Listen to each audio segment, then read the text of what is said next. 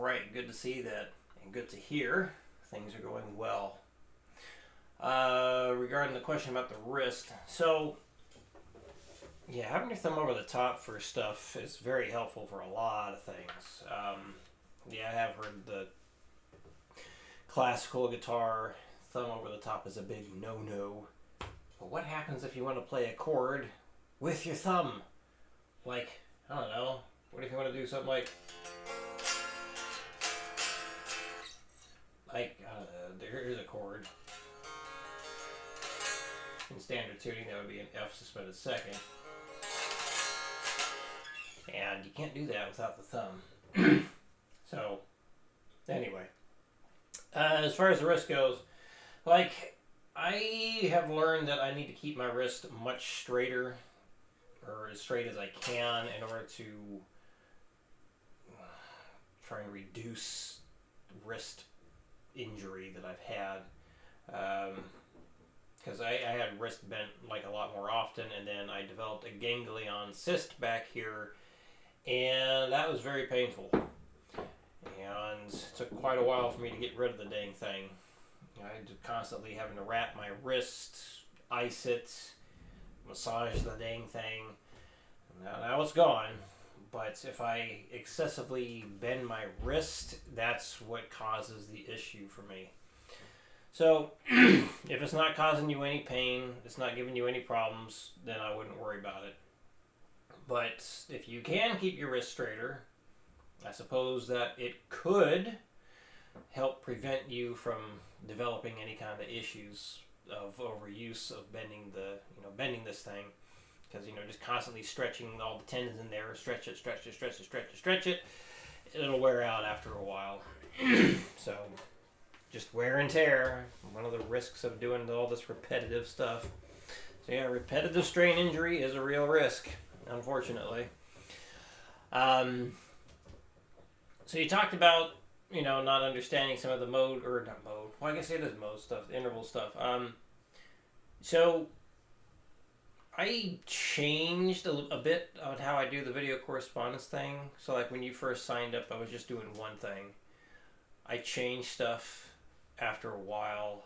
I brought it back for everybody to join in. And you have the option of doing 1, 2, or 3 things each week. So if you wanted to increase things to at least twice or 2 things a week, we can start doing music theory as well. If you want to do 3 things, we can do like 2 techniques and 1 music theory thing. Or just 3 technique things. So that's an option. Just so if you want to start doing theory, we can. And then you'll understand all the interval stuff that I was talking about much better.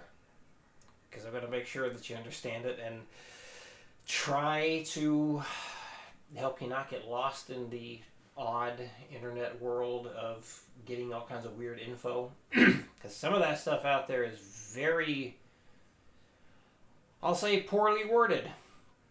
Because it can be very, very confusing. Can be very confusing. But anyway, let's get into the new stuff. So, a bit more movements with that fretting hand as we're picking. But everything's just going to be down, up, down, down, up, down, down, up, down. So just kind of going up a little bit and then coming back down.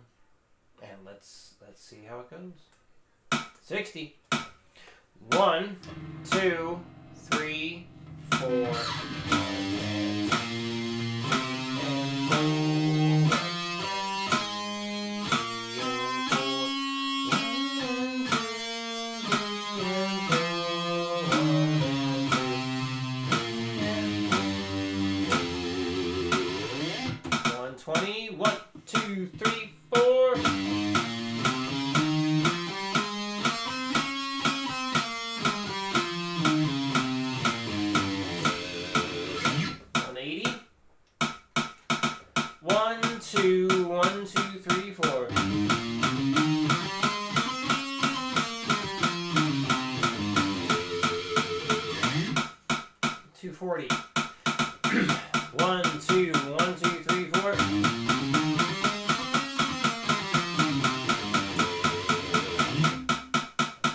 Repeats, that's right. 1, 2, 1, 2, 3, 4.